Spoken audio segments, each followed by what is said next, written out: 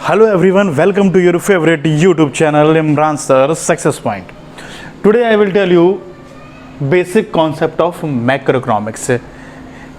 Basic concept of macroeconomics macro book का second unit है या सेकंड चैप्टर भी कह सकते हैं। उसमें कुछ हम लोग पढ़ेंगे domestic territory, normal resident, citizenship and residentship, factor income and transfer income, classification of goods, production और क्लासिफिकेशन ऑफ गुड्स में हम लोग प्रोडक्शन बाउंड्री भी पढ़ेंगे। और इसके बाद जो मेन चीज़ है जो हमारे नेशनल इनकम में बहुत ज़्यादा सहायता करेगा वो है ये कुछ कॉन्सेप्ट, जिसमें ग्रॉस, नेट, NIT, NFIA ये सारी चीज़ें आएंगी। तो अभी मैंने बोर्ड पर केवल डोमेस्टिक टेरिटरी के बारे में लिखा है। डोमेस्टिक टेरिटरी एक बहुत ही मेन कॉन्सेप्ट काय का है, हमारी नेशनल इनकम का। क्या होता है कि अगर हम एक क्षेत्रीय सीमा के अंतर्गत हैं, सपोज डेट मेरा ये दायरा हो गया, क्या हो गया, मेरा ये एक दायरा हो गया, मुझे इसी के अंतर्गत बिजनेस करना है, तो ये मेरी क्या कहलाएगी, डोमेस्टिक यानी घरेलू। टेरिटरी का मतलब होता है सीमाएं। अब मैंने यहां पर लिखा हुआ है डोमेस्टिक टेरिटरी में क्या आता है, political frontier, shipping vessels, oil well, oil rigs, natural gas rigs, aircraft, Indian embassies in foreign countries, ये कुछ चीज़ें उसमें इंक्लूड करी जाती हैं। मैं एक एक चीज़ को लेता हूं और समझाता हूं। पॉलिटिकल फ्रंटियर का मतलब होता है राजनीतिक दायरा कह सकते हैं या राजनीतिक सीमाएं कह सकते हैं। अब राजनीतिक सीमाओं का मतलब क्या है कि जहां पर हम लोग कहते हैं ना कि तार बंध गए, बंदी बंध गई, कि वहां पर जैसे चाइना का बॉर्डर, पाकिस्तान का बॉर्डर, बांग्लादेश का बॉर्डर, श्रीलंका का बॉर्डर, तो ये क्या हो जाएगा, पॉलिटिकल फ्रंटियर। राजनीतिक दायरे जो है हमारे, राजनीतिक सीमाएं हमारी इतनी ही हैं, यानी हम क्या करेंगे, इसको इस तरीके से समझेंगे। फिर आता है शिपिंग वेसल्स। हमारे देश की कई सारी शिपिंग यानी जहाज वगैरह विदेशों में क्या करते हैं, सामान को ले जाते हैं, वहाँ पर क्या करते हैं, जो हमारा गुड्स होता है उसको लोडिंग और अनलोडिंग करते हैं, मगर उनकी परमिशन से करना पड़ेगी, ऐसे ही नहीं जा सकते हम लोग, हमें वहाँ की सरकार से परमिशन लेनी पड़ती है। मगर वो कहलाएगा क्या, हमारे देश का शिप है, वो दूसरे देश में सामान छोड़ने जा रहा है, वहाँ से लेकर भी आ रहा है, मगर वो क्या कहलाएगा, हमारे देश की डोमेस्टिक टेरिटरी कहलाएगा।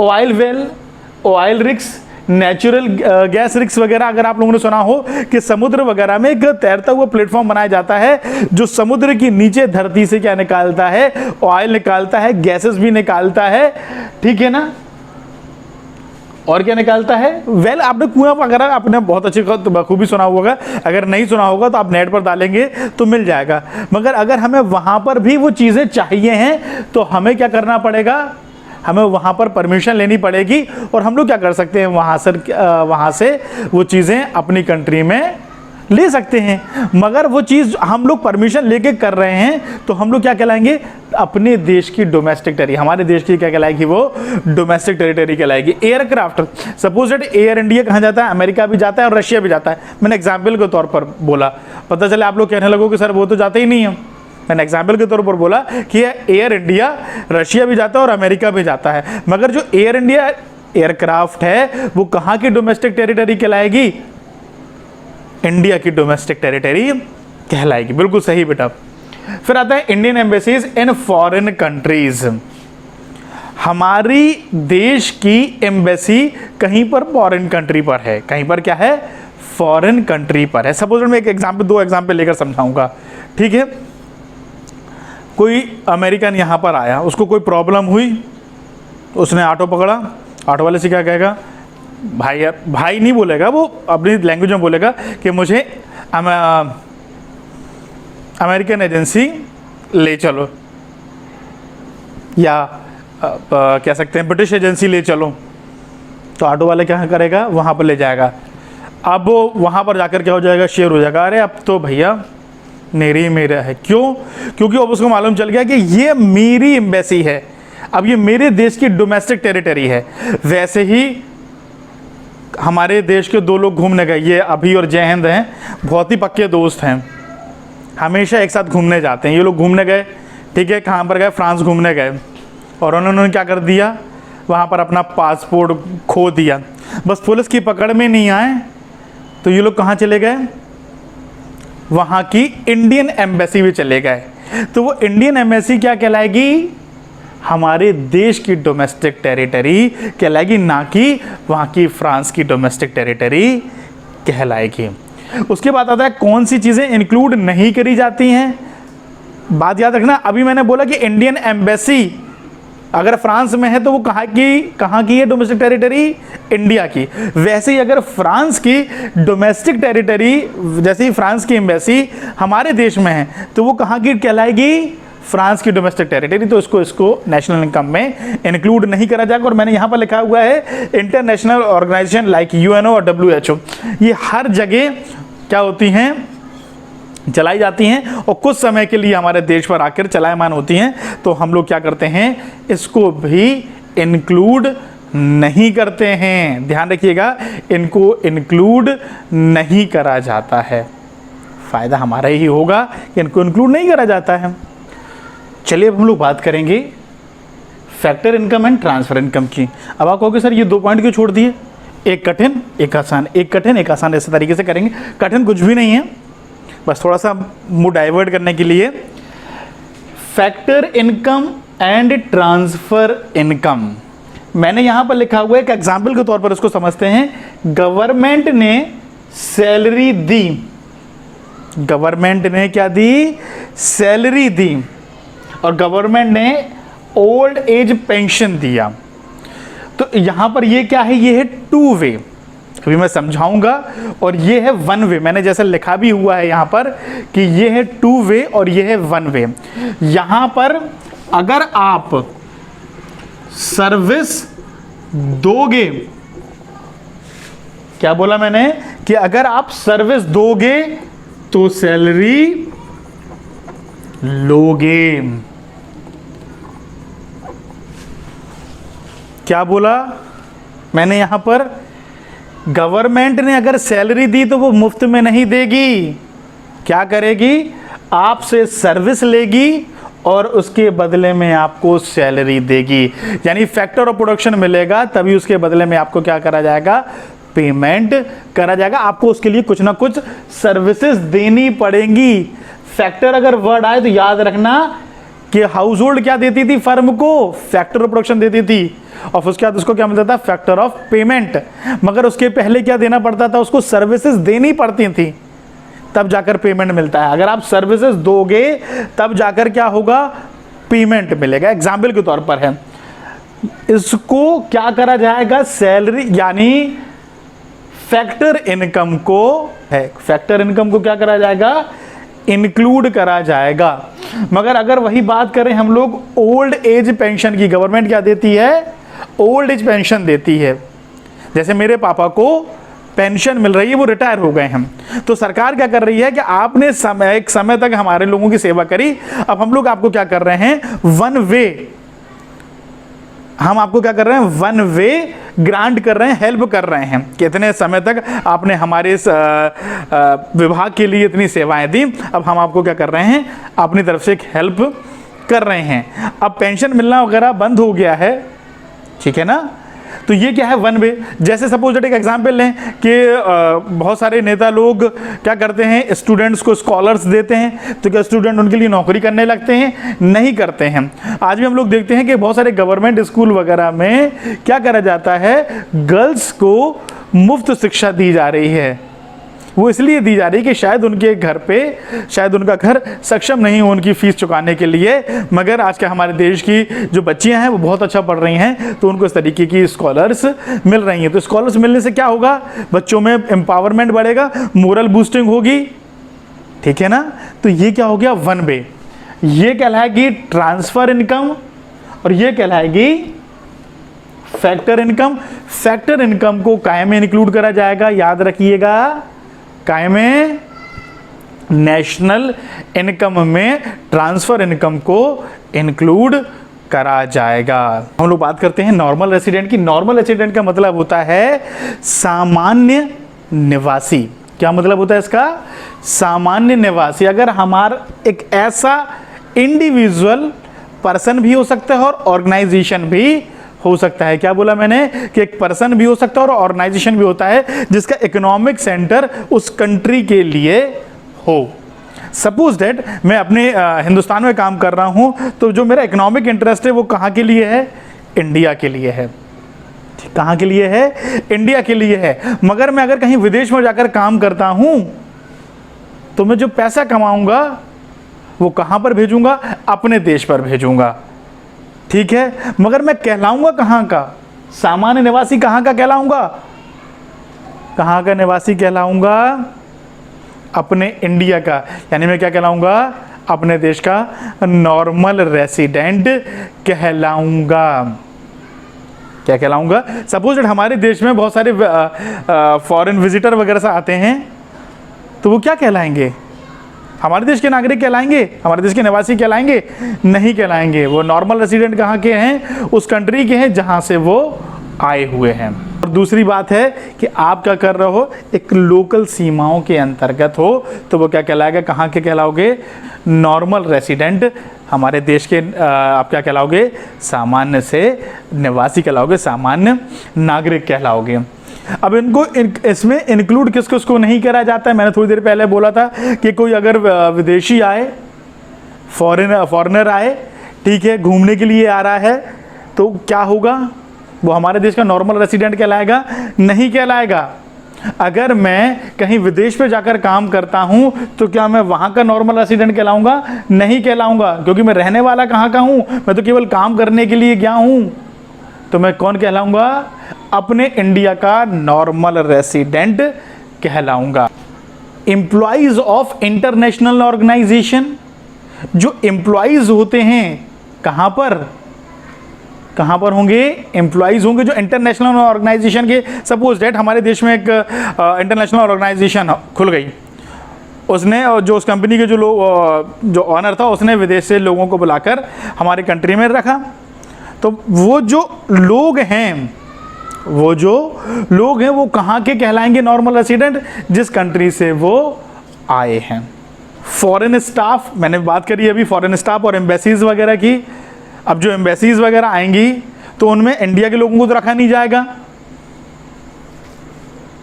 जैसे फ्रांस की एम्बेसी है, तो फ्रांस में किस एम्बेसी को रखा जाएगा? किसको रखा जाएगा भाई? उन्हीं के लोगों को रखा जाएगा। तो उनको भी इंक्लूड नहीं करा जाता है। माइग्रेटेड वर्कर्स वगैरह हैं, उनको भी इंक्लूड नहीं करा जाता है। सपोज दैट कोई एक इंसान इंडिया का रहने वाला है, यूपी का रहने वाला है, वो आधे घंटे की बस पकड़कर कहाँ पर चला जाता है? नेपाल चला जाता है। 1-2 घंटे की बस पकड़कर नेपाल चला जाता है और वहाँ पर वर्क कर अपने देश पर आकर उन पैसों को खर्च करता है। तो वो कहाँ का नॉर्मल रेसिडेंट कहलाएगा? कहाँ का कहलाएगा? इंडिया का नॉर्मल रेसिडेंट कहलाएगा। ठीक है, अब मैं लिख देता हूं कि कौन कौन सी चीज़ें इंक्लूड होती हैं और कौन कौन सी चीज़ें इंक्लूड नहीं होती हैं। जैसा कि मैंने आपकी सहायता के लिए यहाँ लिख दिया है कि कौन कौन सी चीज़ें इंक्लूड करी जाती हैं और कौन कौन सी चीज़ें इंक्लूड नहीं करी जाती हैं। समझा दिया था, एक बार लिख कर आपको इसलिए बता दिया कि आपको वो चीज़ याद बनी रही। लिव्स और located with in the domestic territory, the resident carries out basic economic activities of earning, spending and accumulation from that location. ये तो चीज़ इंक्लूड करी जाएंगी। और कौन कौन सी चीज़ इंक्लूड नहीं करी जाएंगी? Foreign visitor and tourist, foreign staff and embassies, international organization like UNO, WHO, ETC और एम्प्लॉइज ऑफ इंटरनेशनल ऑर्गेनाइजेशन, इनको इंक्लूड नहीं करा जाएगा। ये चीज़ क्लियर हो गई आपको? ये कहलाएगा नॉर्मल रेसिडेंट। बड़े आसान से समझना है। हम कहाँ के निवासी हैं? सामान्य से हम विदेश भी चले जाएंगे, मगर हम नॉर्मल रेसिडेंट कहाँ के कहलाएंगे? इंडिया के कहलाएंगे।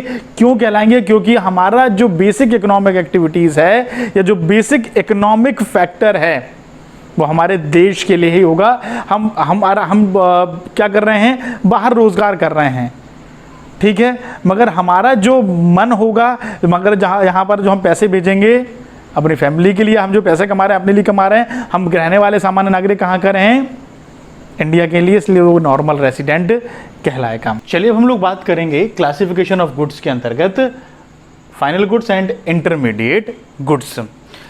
सपोज दैट एक रेफ्रिजरेटर है, एक रेफ्रिजरेटर बेकरी वाले ने लिया और एक हाउस होल्ड ने लिया, तो अब ये कौन से गुड्स कहलाएंगे बताइए आप लोग। कुछ लोग कह रहे हैं कि जो हाउस होल्ड वाला है वो फाइनल गुड्स कहलाएगा, ठीक है, ये दोनों ही फाइनल गुड्स कहलाएंगे, ठीक है। मैं आपको इंटरमीडिएट गुड्स की पहचान बता देता हूं। इंटरमीडिएट गुड्स की दो पहचान होती हैं, और भी कई सारी पहचान होती हैं, हम दो पहचानों की बात करेंगे। एक तो वो सिंगल यूज होना चाहिए और दूसरा उसको हम लोग क्या कर सकें, रीसेल कर सकें, या तो वो रीसेल होगा या वो सिंगल यूज होगा। सपोज दैट आप एक जीन्स बनाने वाले हैं, ठीक है, आपने कपड़ा लिया, जीन्स बनाया और बेच दिया, आपके पास कपड़ा भर था ना, आपने जीन्स बनाकर बेच दिया, यानी सिंगल यूज। आप बेकरी चलाते हैं, क्या चलाते हैं आप लोग, बेकरी चलाते हैं, आप लोगों ने कोयला लाए, कोयला जलाया, यूज करा, उसको फेंक दिया, फिर दोबारा नया लाए, सिंगल यूज हुआ। फर्नीचर बनाने वाले हैं, आप लकड़ी लाए, फर्नीचर बनाया, कुर्सी बनाई, कुर्सी बनाकर बेच दिया आपने, क्या करा आपने, फिर से बोलिए आप लोग, क्या बोला, चेयर बना के बेच दी, वो क्या कहलाएगा, सिंगल यूज ही कहलाएगा। और रीसेल का यहां पर मतलब है कि एक कार डीलर ने कंपनी से कार ली, 2 दिन बाद कस्टमर को बेच दी, रीसेल कर दी ना, अपने पास रखी तो नहीं ना, तो वो कहलाएगा आपका इंटरमीडिएट गुड्स। और याद रखिएगा, अगर कोई इंटरमीडिएट गुड्स 1 साल तक है तब तक वो क्या कहलाएगा, इंटरमीडिएट गुड्स कहलाएगा। अदरवाइज नेक्स्ट ईयर में वो कैपिटल के रूप में, कैपिटल गुड्स के रूप में या स्टॉक के रूप में चला जाएगा। उसको कई बुक्स में फाइनल गुड्स भी बोला जाता है। अब यहां पर रेफ्रिजरेटर खरीदा बेकरी वाले ने और हाउस होल्ड ने, तो हाउस होल्ड ने तो दोबारा तो सेल करा नहीं, अपना घर के यूज के लिए हो गया, तो यूज के लिए फाइनल गुड्स हो गया, ठीक है। और बेकरी वाले ने क्या, फ्रिज खरीद कर उसके आपको टुकड़े करके आपको दिए, ये उसने दोबारा बेच दिया, नहीं बेचना, उसने लंबे समय तक के लिए क्या करा, उसको यूज करके रखा, यानी वो क्या कर रहा है, उसका कुछ ना कुछ यूज कर रहा है, इसलिए उसको भी फाइनल गुड्स बोला जाएगा। दूसरी लैंग्वेज में इसको बोला जाएगा कैपिटल गुड्स, और क्या बोला जाएगा, कंजप्शन, इसको बोला जाएगा कंजप्शन गुड्स, और उसको बोला जाएगा कैपिटल गुड्स, क्योंकि हम हर रोज क्या नहीं बदलेंगे, फ्रिज नहीं बदलेंगे, इतने बड़े आदमी नहीं है कि अपन लोग हर रोज फ्रिज बदलें। बेकरी वाला भी होगा तो हर रोज फ्रिज नहीं बदलेगा, कम से कम 5 साल 10 साल, जब तक वो फ्रिज खराब नहीं हो जाता है तब तक वो फ्रिज नहीं बदलेगा, ठीक है। तो ये हो गया आपका क्लासिफिकेशन ऑफ गुड्स में फाइनल गुड्स, इंटरमीडिएट गुड्स, और मैंने अभी लास्ट में बताया कैपिटल गुड्स और कंजप्शन गुड्स के बारे में। चलिए हम लोग बात करेंगे प्रोडक्शन बाउंड्री के बारे में। सपोज दैट एक गुड्स अगर एक बाउंड्री को, प्रोडक्शन बाउंड्री को छोड़कर बाहर आ जाता है तो वो कहलाता है फाइनल गुड्स। इसको और समझने के लिए एक चीज़ और समझते हैं, या तो वो क्या हो रही है, रीसेल हो रही है, या वो अपने फॉर्म को चेंज कर रही है। सपोज दैट एक किसान ने गेहूं दिया किसको, आटा चक्की वाले को, आटा चक्की वाले ने उसका आटा बनाया, ठीक है, उसने आटा बनाकर किसको दिया, बेकरी वाले को दिया, बेकरी वाले ने उसके बिस्किट्स बनाए, और बिस्किट्स अभी भी क्या चल रहा है, उसका फॉर्म चेंज हो रहा है, ठीक है, और वो क्या हो रही है, रीसेल हो रही है, ठीक है ना, ध्यान रखिएगा, क्या हो रही है वो चीज़, और ये वो चीज़ रीसेल हो रही है, ठीक है। अब उस बेकरी वाले ने शॉप वाले को दे दिया, अभी भी क्या है, बाउंड्री के अंतर्गत है, मगर जैसे ही वो कस्टमर के पास आएगी, क्या आएगी, वो गुड्स कस्टमर के पास आएगी, वो फाइनल गुड्स कहलाएगी। अब आता है सिटीजनशिप एंड रेसिडेंटशिप। सिटीजनशिप का मतलब होता है हमारे देश का नागरिक। हमारे देश का नागरिक कैसा कहलाएगा, अगर किसी ने हमारे देश में जन्म लिया, अगर मैंने अपने देश में जन्म लिया है तो मैं अपने देश का क्या कहलाऊंगा? सिटीजन कहलाऊंगा। मगर अगर मैं कहीं पर जॉब करने जा रहा हूं तो मैं वहां का रेसिडेंट कहलाऊंगा, रहवासी कहलाऊंगा, नागरिक नहीं कहलाऊंगा। ठीक है, कई लोग अपने कंट्री से बाहर जाते हैं जॉब करने, 1 साल से ज्यादा हो जाता है, तो उनको क्या बोला जाता है वहां पर? NRI। ठीक है, क्या बोला जाएगा? NRI बोला जाता है। ठीक है ना, याद रखिएगा जो मैं समझाने की कोशिश आपको कर रहा हूं।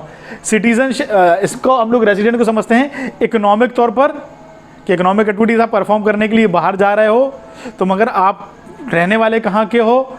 इंडिया के हो, तो आप कहाँ के सिटीजन कहलाओगे? इंडिया के सिटीजन कहलाओगे, नागरिक कहलाओगे। और आप अगर विदेश में जाकर काम कर रहे हो तो वहां कर आप क्या कहला सकते हो? वहां के रेसिडेंट कहलाओगे। सिटीजनशिप का मतलब होता है कि आप इस देश के नागरिक हो बाई जन्म के अनुसार, और अगर आपको कोई सर्कमस्टांसेस के आधार पर हमारे देश की गवर्नमेंट या हमारे देश का कानून आपको मान्य कर देता है, तब आप हमारे देश के क्या कहलाओगे? सिटीजन कहलाओगे। फिर दूसरा आता है रेसिडेंटशिप, रहवासी। रहवासी का मतलब होता है कि सपोज दैट मैं इंडिया का रहने वाला हूं, मैं विदेश में जाकर काम कर रहा हूं। कहां पर काम कर रहा हूं? विदेश में जाकर काम कर रहा हूं, तो मैं नागरिक तो इंडिया का हूं, मगर मैं एक ही समय पर एक कंट्री का सिटीजन कहलाऊंगा और दूसरी कंट्री का रेसिडेंटशिप कहलाऊंगा या रहवासी कहलाऊंगा, क्योंकि मैं अपनी इकोनॉमिक एक्टिविटी परफॉर्म करने के लिए वहां पर गया हूं। ये कुछ अपने कॉन्सेप्ट हैं जिसका यूज नेशनल इनकम में होगा। अब मैं आपको समझाता हूं ये ग्रॉस, नेट, NIT, NFIA क्या है। सबसे पहले हम लोग बात करते हैं ग्रॉस की। क्या बात होती है? ग्रॉस की और नेट की। ग्रॉस का मतलब होता है एक्चुअल वैल्यू। क्या होता है? Actual value. और नेट का वैल्यू मतलब होता है वैल्यू आफ्टर डिडक्शन, या हम लोग उसको डेप्रिसिएशन भी बोल सकते हैं। जैसे हम लोगों ने कोई वस्तु खरीदी, बाइक खरीदी और उसको बेचते हैं तो उस पर डेप्रिसिएशन काटते हैं ना काटते हैं? हम लोगों ने अकाउंट वगैरह में डेप्रिसिएशन के बारे में बहुत अच्छी तरीके से पढ़ा हुआ है। ठीक है ना। अब हम लोग अगर हम लोग नेशनल इनकम की बात करेंगे तो उसमें बहुत सारे कॉन्सेप्ट आएंगे। अगले पार्ट में मैं आपको वो अच्छे तरीके से समझाऊंगा, बखूबी तरीके से समझाऊंगा और आपको वो चीज़ समझ में भी आएगी। अब होता क्या है, सपोज दैट आपकी ग्रॉस वैल्यू है, एक्चुअल वैल्यू है, और आपको क्या चाहिए है? नेट वैल्यू चाहिए है। तो जो चीज़ चाहिए होती है, अब मैं इधर पे खड़ा हुआ हूँ, ये मेरा लेफ्ट हैंड साइड है, ये मेरा राइट हैंड साइड है, तो जो निकालने वाली चीज़ें होती है वो किस साइड आती हैं? Left hand side. और जो दी हुई होती हैं वो किस साइड आती हैं? राइट हैंड साइड पे। तो ग्रॉस से अगर नेट पर जाना है तो क्या करना पड़ेगा? जल्दी बताइए। ग्रॉस से अगर हमें कहां पर जाना है? नेट पर जाना है, तो हमें क्या करना पड़ेगा?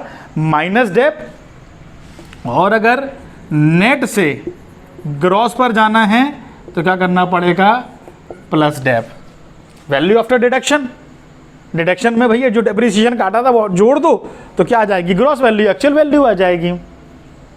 और अगर ग्रॉस से नेट चाहिए है तो ग्रॉस वैल्यू में से क्या कर दोगे आप? डेप्रिसिएशन घटा दोगे तो क्या आ जाएगी? आपकी नेट वैल्यू आ जाएगी। ठीक है।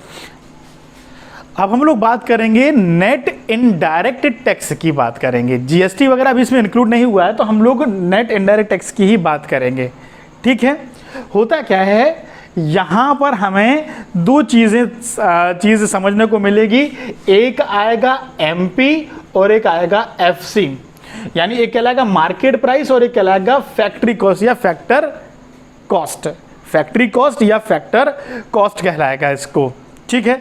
अब होता क्या है, सपोज मैंने कोई प्रोडक्ट बनाया 100 रुपये का, अब बाजार में जाएगा तो गवर्नमेंट उस पर क्या लगाती है? टैक्स लगाया, यानी IT.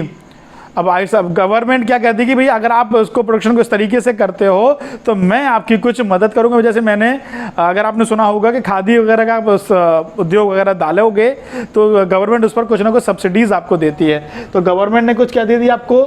Subsidies they the.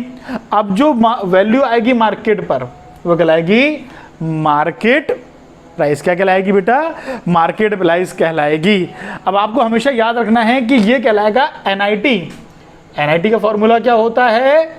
IT minus subsidy. कभी कभी किसी क्वेश्चन में सब्सिडी ज़्यादा दी गई होती है, जब मैं आपको न्यूमेरिकल समझाऊंगा, न्यूमेरिकल का अपना लेक्चर चलेगा, तो कभी कभार आपको सब्सिडी ज़्यादा दी रहती है, तो आपका ये जो फॉर्मूला आएगा वो क्या निकल कर आएगा, माइनस में आएगा। ठीक है, मोस्टली हमें क्या करना है, इसको इसी तरीके से यूज़ करना सीखना है। ठीक है, क्या करना सीखना है, इस तरीके से सीखना है। अब जैसे अगर मैं आपको बताऊं कि आपके पास फैक्ट्री कॉस्ट है और आपको मार्केट प्राइस पर जाना है, फैक्ट्री कॉस्ट है और आपको कहां पर जाना है, मार्केट प्राइस पर जाना है, तो क्या करना पड़ेगा, आपको NIT प्लस करनी पड़ेगी। क्या करनी पड़ेगी बेटा, NIT प्लस करनी पड़ेगी। बिल्कुल सही है, क्या करनी पड़ेगी, आपको NIT प्लस करनी पड़ेगी। और वही अगर मार्केट प्राइस से फैक्ट्री कॉस्ट पर जाना है तो क्या करना पड़ेगा, NIT को माइनस करना पड़ेगा। फैक्ट्री कॉस्ट से मार्केट प्राइस पर जाना है तो प्लस NIT, और मार्केट प्राइस से फैक्ट्री कॉस्ट पर जाना है तो माइनस NIT करना पड़ेगी। ठीक है ना। अब जैसे कि मैंने यहाँ पर लिखा हुआ है NFIA, इसका भी बहुत ज़्यादा यूज़ हम लोगों को नेशनल इनकम में देखने पड़ेगा। NFIA यानी net factor income from abroad, इसमें हम लोग बात करते हैं डोमेस्टिक की। आगे दूसरी चीज़ भी करेंगे, फीफा की बात करेंगे और फीटा की बात करेंगे। तो हंसने क्यों लगे भाई, फुटबॉल की बात नहीं हो रही है यहाँ पर, बात दूसरी हो रही है यहाँ पर।